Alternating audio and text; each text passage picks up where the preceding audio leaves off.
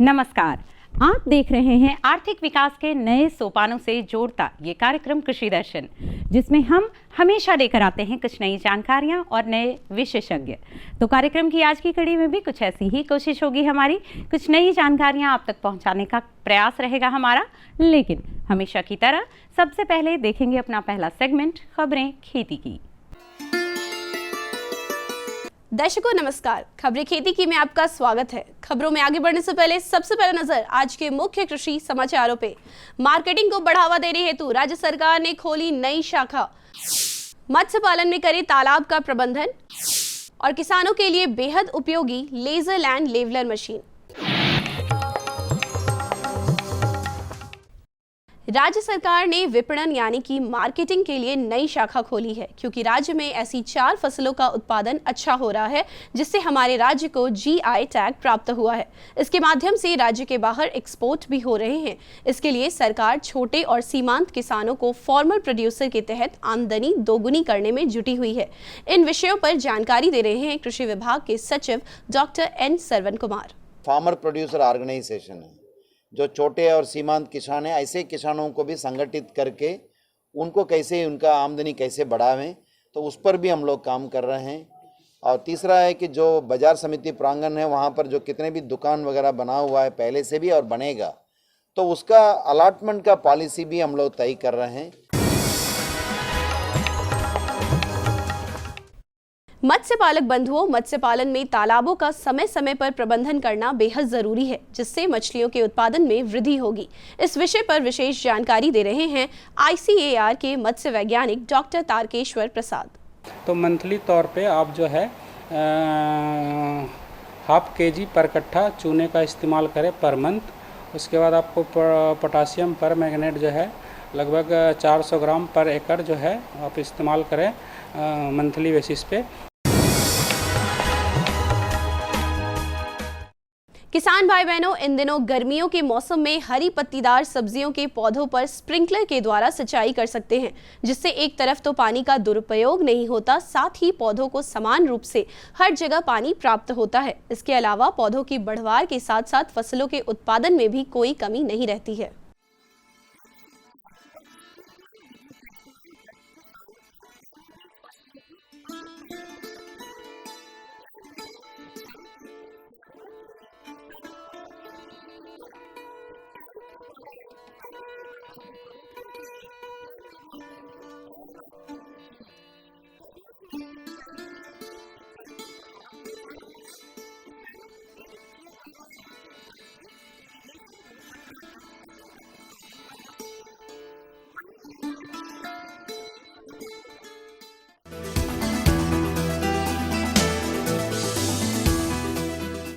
सफलता के इस महत्वपूर्ण कड़ी में आज हमसे जुड़ रहे हैं ग्राम रानीपोखर, जिला वैशाली के प्रगतिशील किसान राजू कुमार। इन्होंने मुर्गी पालन कर 2 गुना मुनाफा प्राप्त किया है। इनका कहना है कि बाहर जाकर नौकरी करने से अच्छा है कि घर में ही रहकर आमदनी के स्रोत बढ़ाए जाए। हम व्यवसाय करते हैं फुल विगत वही 5 साल से। क्या आपको लागत लगा कैसे करने में? ये करने में हमको लग गया था वही 5 लाख रुपया शेड बनाने में। मुनाफा वही 80 से 90 हज़ार रुपये 40 दिन पे है।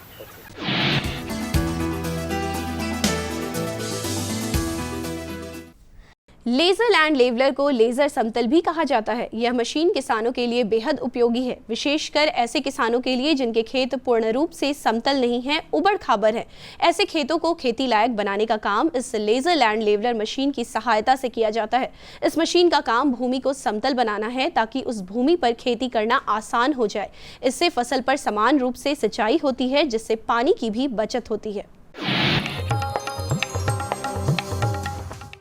पशुपालक भाई बहनों, अगर आप देसी प्रजाति का दुधारू गाय पालन चाहते हैं तो उन्नत किस्मों का ही पालन करें। साहीवाल एक उन्नत गृह प्रजाति है। इसके पालन से लाभ का प्रतिशत काफी बढ़ जाता है। और अब जानते हैं क्या है आज का मंडी भाव।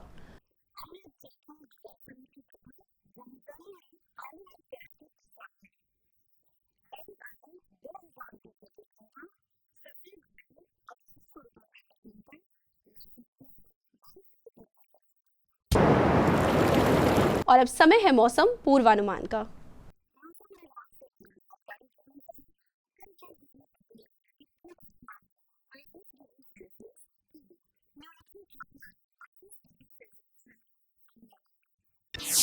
अरे भाई, सुना नहीं क्या? केसीसी ने किसानों का जिंदगी बदल दिया है। देश के छोटे किसान 1,60,000 रुपये तक का कर्ज बिना किसी गारंटी को ले पाएंगे। ब्याज खोरों से भी पीछा छुटा। मैं तो जैविक खेती का पूरा सामान मंगा लिया। केसीसी का भी कोई दबाव नहीं है। ब्याज चुकाने के लिए पूरा 1 साल मिलता है। समय पर भुगतान करने पर केवल 4% के सालाना ब्याज पे लोन मिल गया मुझे। अपना आधार कार्ड, लेटेस्ट फोटो और जमीन के कागजात लेके अप्लाई करो बस। और नामांकन भरने के लिए जेब भी ढीली नहीं करनी पड़ी।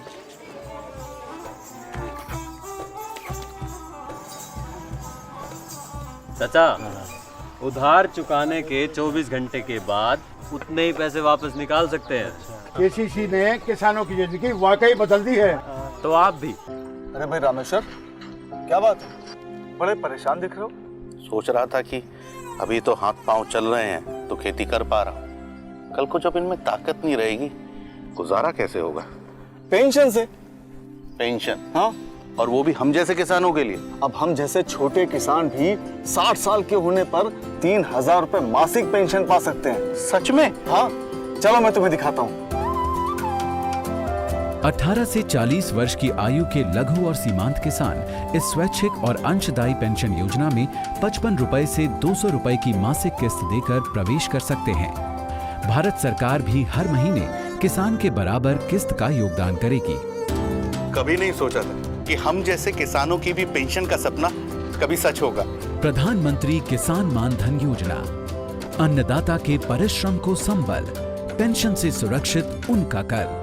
नजदीकी जन सेवा केंद्र जाकर इस योजना से जुड़ें। हर जोखिम से निकल कर फसल आए, सुरक्षित हो जाए।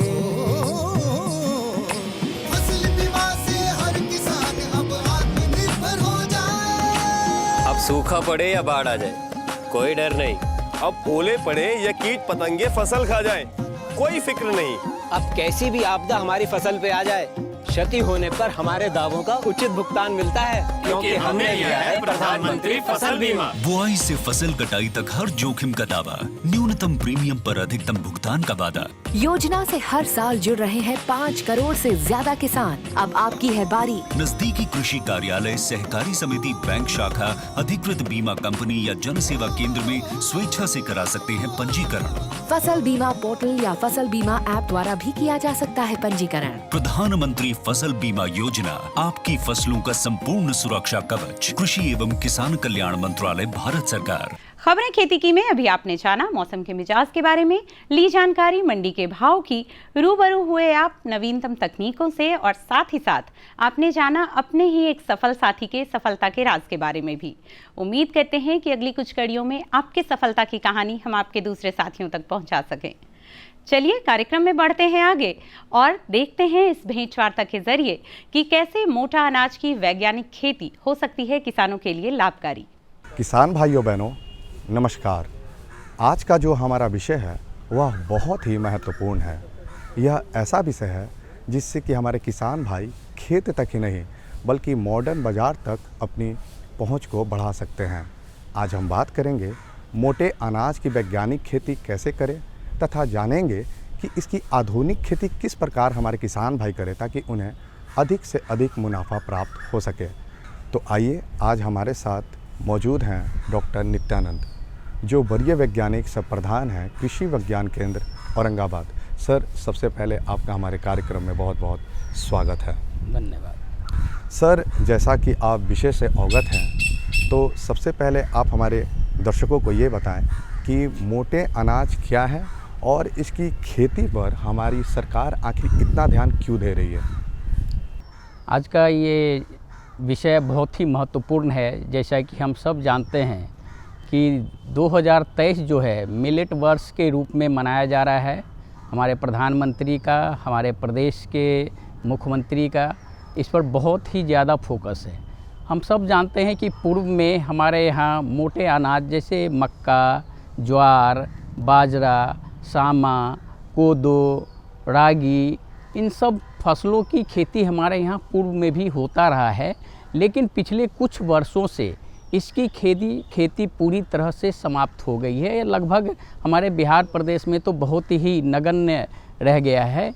लेकिन अब इसकी आवश्यकता क्यों है, इसके पीछे कई कारण हैं। उसमें से एक मुख्य कारण है जलवायु में परिवर्तन।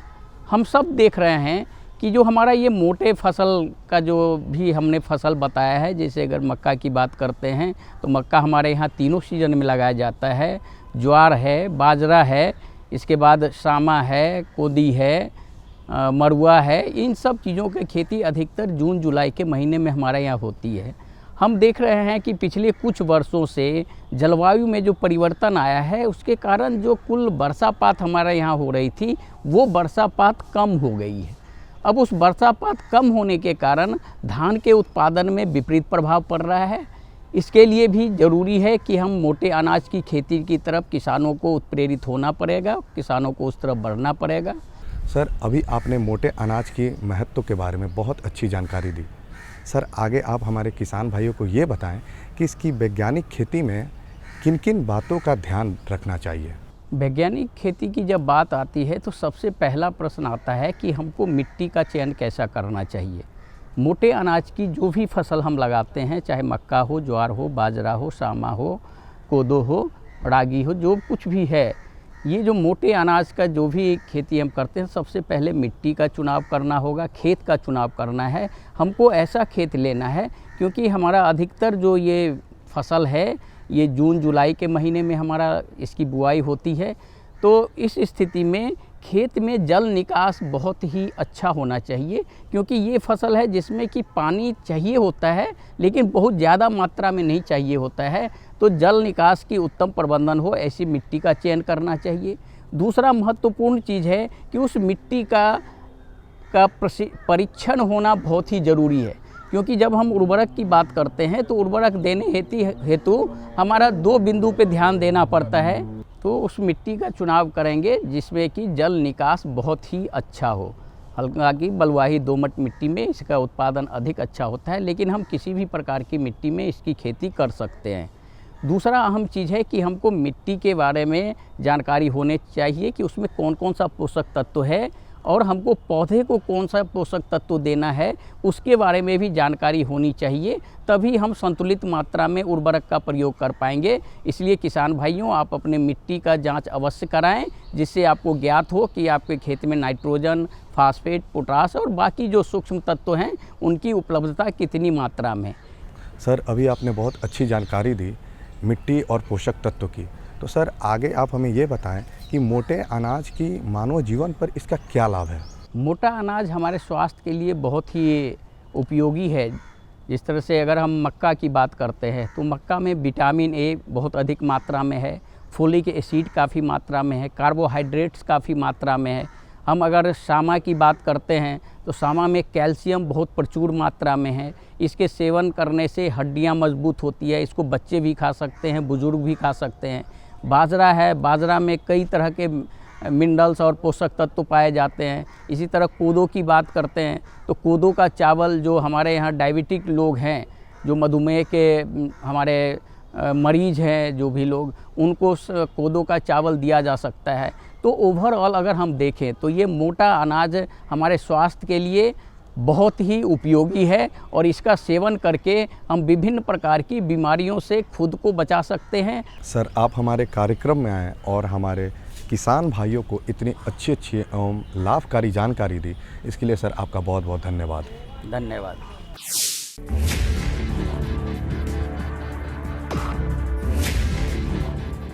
भोजन, जल और शुद्ध वातावरण, हमारे जीवन का मुख्य आधार हैं और कृषि इसका मूल स्तंभ। पिछले 60 वर्षों में विज्ञान आधारित कृषि का व्यापक प्रसार हुआ है। साथ ही कृत्रिम संसाधनों के बढ़ते प्रयोग से कृषि की सतत क्षमता पर चिंताएं बढ़ी हैं। प्रधानमंत्री श्री नरेंद्र मोदी जी के दूरदर्शी नेतृत्व के अंतर्गत रसायन मुक्त जैविक खेती एक महत्वपूर्ण प्रयास है। रसायन मुक्त जैविक खेती को बढ़ावा देने के लिए 5 वर्ष पूर्व सरकार ने परंपरागत कृषि विकास योजना तथा उत्तर पूर्व भारत में जैविक मूल्य श्रृंखला योजनाएं आरंभ की। ऑर्गेनिक फार्मिंग को देश भर में बढ़ावा देने के लिए सरकार अनेक प्रयास कर रही है। इसके लिए परंपरागत कृषि विकास योजना के तहत काम किया जा रहा है। न सिर्फ ऑर्गेनिक फार्मिंग को बल दिया जा रहा है, बल्कि उसके लिए वैल्यू एडिशन और मार्केट की व्यवस्था भी की जा रही है। भारत सरकार एवं किसानों के सम्मिलित प्रयासों से आज देश के लगभग 36 लाख किसान 38 लाख हेक्टेयर क्षेत्र में जैविक खेती कर रहे हैं। इसके अतिरिक्त हमारे देश के अनेक ऐसे क्षेत्र हैं जहां आज भी पारंपरिक जैविक खेती हो रही है। इन पारंपरिक जैविक क्षेत्रों को जैविक प्रमाणीकरण सुलभ कराने हेतु पीजीएस के अंतर्गत लार्ज एरिया सर्टिफिकेट का प्रावधान किया गया है। इस प्रक्रिया की विशिष्टता ये है कि इसमें प्रमाणीकरण मात्र 2 से 3 महीनों में हो जाता है, जबकि सामान्य परिस्थितियों में इसमें 2 से 3 वर्ष का समय लगता है। अंडमान निकोबार केंद्र शासित प्रदेश के कार निकोबार एवं नैन काउरी द्वीप समूह देश के सर्वप्रथम ऐसे प्रमाणीकृत जैविक क्षेत्र हैं। अभी हाल ही में संपूर्ण लक्षद्वीप को जैविक खेती के रूप में प्रमाणित किया गया है। वर्ष 2016 में सिक्किम राज्य पूर्ण जैविक कृषि राज्य के रूप में प्रमाणित हो चुका है। सुदूर उत्तर में हिमालय श्रृंखला के बीच स्थित लद्दाख ने भी पूर्ण जैविक के लक्ष्य की ओर बढ़ना शुरू कर दिया है। जैविक उत्पादों को बाजार सुलभ कराने तथा किसानों की उपभोक्ताओं तक पहुंच बनाने के लिए एक समर्पित जैविक खेती पोर्टल भी बनाया गया है। जैविक खेती पोर्टल के जानकारी मंच और विपणन मंच के माध्यम से किसानों को उच्च गुणवत्ता उत्पादन तथा बाजार उपलब्ध कराया जा रहा है। आशा है देश के सभी राज्य अपने जैविक क्षेत्रों का विस्तार करेंगे और देश में जैविक कृषि क्रांति को मजबूत करने में योगदान देंगे। जैविक उत्पादों की देश और विदेशों में बढ़ती मांग तथा जैविक उत्पादों का बढ़ता बाजार, किसानों की उपभोक्ताओं तक पहुंच तथा जैविक एफपीओ द्वारा जैविक कृषि व्यापार में भागीदारी हमारे किसानों को अपनी आय बढ़ाने का अवसर दे रहा है। पिछले 5 वर्षों में जैविक कृषि उत्पादों का निर्यात दोगुने से अधिक बढ़कर 7,000 करोड़ रुपए से अधिक का हो गया है और इसमें प्रतिवर्ष 20% से अधिक की वृद्धि हो रही है। उम्मीद है पारंपरिक क्षेत्र के किसान भी इस बढ़ते बाजार से लाभान्वित होंगे और जैविक कृषि आंदोलन को आगे बढ़ाएंगे। किसानों की मुस्कान समृद्ध हिंदुस्तान की है पहचान।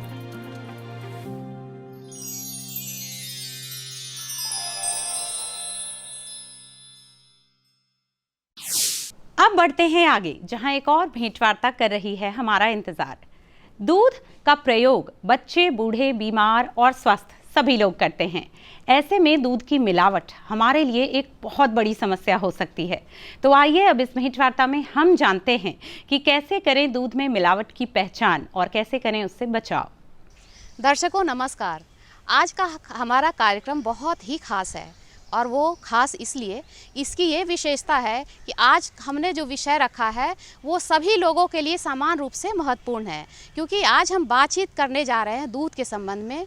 और आज का हमारा विषय है दूध में होने वाले मिलावट की पहचान कैसे करें और उससे बचाव कैसे करें। इस विषय पर बातचीत करने के लिए हमारे साथ उपस्थित हैं डॉक्टर विनीता रानी जी, जो कि सह प्राध्यापक हैं संजय गांधी द्रव्य तकनीकी संस्थान पटना से। मैम आपका बहुत स्वागत है हमारे इस कार्यक्रम में। मैम, जब हम दूध की बात करते हैं तो मार्केट में जैसे देखा जाए तो काफ़ी मिलावट वाले दूध आ रहे हैं, जिसकी पहचान करना हम लोगों को काफ़ी मुश्किल का सामना करना पड़ता है। कहा जाए तो हम लोग ना के बराबर उसकी पहचान कर पाते हैं। तो कृपया हमारे दर्शकों को बताएं कि यदि दूध में मिलावट की जाती है तो हम उसका पहचान कैसे करेंगे।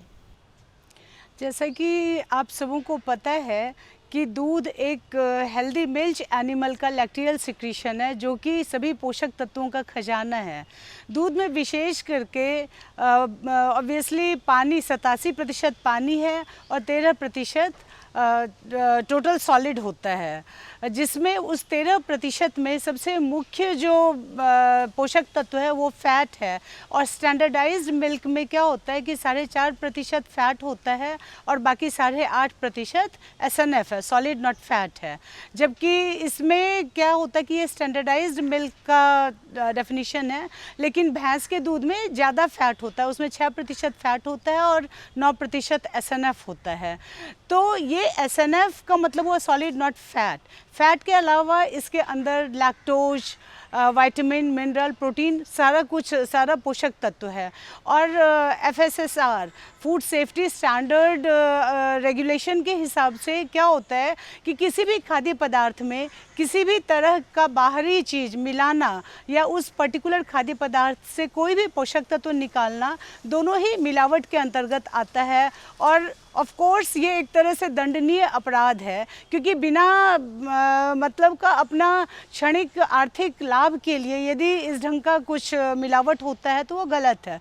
और दूध के लिए देखिए 2-4 चीज़ है जिसके कारण किसान भाई बहुत सहूलियत से मिला लेते हैं। पहली बात तो ये है कि पानी तो आम मतलब बहुत नॉर्मल प्रैक्टिस है कि पानी मिला लेते हैं। और विशेष करके जैसे गांव में उपलब्धता, गांव में या शहरों में भी अभी जैसे होली आ रही है तो आप लोग देखिएगा कि त्योहारों के समय में दूध या फिर दूध के उत्पादों की बहुत ज़्यादा मांग होती है बाज़ार में, और सप्लाई कम होने के कारण कई बार तो कृत्रिम दूध भी बनाया जाता है जिसमें दूध का उचित जो प्राकृतिक दूध है वो बिल्कुल नहीं होता है। इसके अलावा जो नेचुरल मिल्क होता है उसमें मिलावट भी करते हैं। तो पानी तो मिलाते हैं आराम से, और कई बार भैंस के दूध में पानी मिला के उसको डाइल्यूट करके गाय के रूप में बेचा जाता है।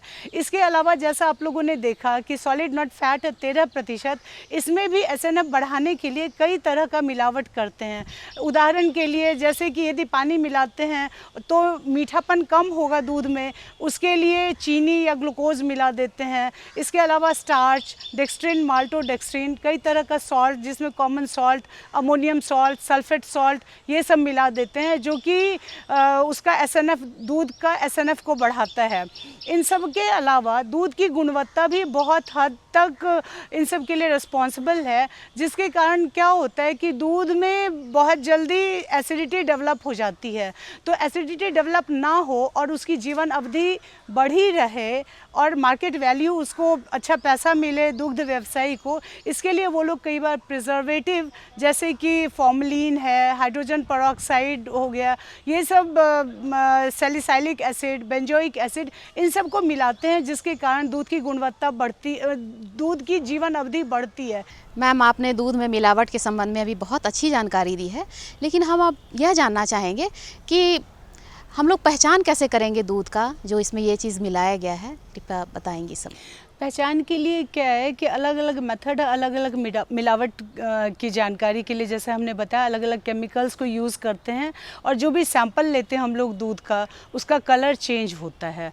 और सबसे पहले तो मैं बात करना चाहूँगी, पानी मिलाते हैं जो किसान भाई बड़े आराम से, पानी भी नॉर्मल फिल्टर्ड या टैप वाटर तो मिलाते नहीं है वो लोग, जैसे तालाब वगैरह का पानी मिलाते हैं। तो उसमें जब हम लोग मिलावट की बात कर रहे हैं तो तालाब का पानी के लिए जैसे उसमें नाइट्रेट होता है, तो उसके लिए नाइट्रेट कहाँ से आता है, जो खाद में आदमी यूज़ करता है उससे जो मतलब अमोनिया, यूरिया होता है, यूरिया का नाइट्रेट उस पानी में आता है जिसके कारण नाइट्रेट उसमें एडल्ट्रेशन हो जाता है। इसके अलावा जैसे स्टार्च है, डेक्स्ट्रिन है, माल्टोडेक्स्ट्रिन है, इन सब की जानकारी के लिए भी जैसे टिंचर आयोडीन सोल्यूशन होता है, आप टेस्ट ट्यूब में 2-3 ml ले लीजिएगा और 2-3 ml यदि 2-3 बूंद यदि हम लोग इसका टिंचर आयोडीन का डालेंगे तो ब्लू कलर डेवलप हो जाएगा। इसका मतलब है कि वो मिलावट वाला दूध है। इन सब के अलावा भी कई तरह का है, लेकिन ये सब हम लोग मिक्स करते हैं, ये हम लोग लैब में करते हैं। किसान भाई यदि आप लोग अपने छोटे स्तर पे या घरेलू स्तर पे करना चाहते हैं, इस तरह का जांच, दूध के मिलावट का जांच करना चाहते हैं, तो इसके लिए NDDB, National Dairy Development Board Anand Gujarat से और National Dairy Research Institute Karnal से एक एडल्ट्रेशन डिटेक्शन किट डेवलप किया गया है, जिसमें अलग अलग मिलावटी पदार्थों को जांचने के लिए तरह तरह के रिएजेंट होते हैं, जो मेंशन होता है कि इसमें इतना बूंद कैसे रिएजेंट डालिएगा, कौन सा रिएजेंट डालना है, किस एडल्ट्रेशन की पहचान के लिए, उसके बाद मतलब क्या प्रोसेस है, किसी को वाटर बाथ में कभी गर्म करना होता है, किसी को शेक करना होता है, किसी को सेंट्रीफ्यूज करना होता है, तो वो सारा मेथड उसमें डिटेल में दिया होता है। तो आप लोग उस किट को खरीद सकते हैं और NDDB वाला किट 6000 के लगभग दाम है, तो बहुत ज़्यादा कॉस्टली भी नहीं है। और ये किट खरीद के आप लोग अपने घरेलू स्तर पे भी इन सब मिलावटों की जांच कर सकते हैं, क्योंकि किसान भाई ये जो तरह तरह के मिलावट होते हैं इनका स्वास्थ्य पे बहुत ही बुरा असर है। सबसे पहले फूड पॉइजनिंग तो होगा ही, नोजिया वॉमिटिंग वगैरह तो होता ही है, लेकिन यदि रेगुलर कंजम्पशन इस तरह का गलत मिलावटी दूध का यदि आदमी करेगा तो इससे स्वास्थ्य बहुत ही बुरी तरह से प्रभावित होता है। तो इसको अवॉइड करना चाहिए, कोशिश करना चाहिए कि हमको मिलावट की जानकारी हो, और या तो उस वेंडर को आप पकड़िए या फिर अवॉइड कीजिए ऐसे लोगों से दूध कंज्यूम करना। मैम, आपने इस विषय पर बहुत अच्छी जानकारी दी है। निश्चय ही हमारे इस दर्शक इसका बहुत ही लाभ उठाएंगे, और आपके बहुत बहुत शुक्रिया। कार्यक्रम की इन जानकारियों का आप पूरा लाभ ले पाएं, यही उम्मीद है हमारी। तो कार्यक्रम की अगली कुछ कड़ियों में ऐसी ही और भी जानकारियां आप तक हम लेकर आएंगे, नए विषयों को भी लेकर आएंगे, विशेषज्ञों को भी लेकर आएंगे। लेकिन फिलहाल समय हो चला है आपसे विदा लेने का। तो रखिए अपना ध्यान, आसपास स्वच्छता का ध्यान रखें और अपना भी। होगी आपसे फिर मुलाकात, तब तक के लिए दीजिए इजाजत। नमस्कार।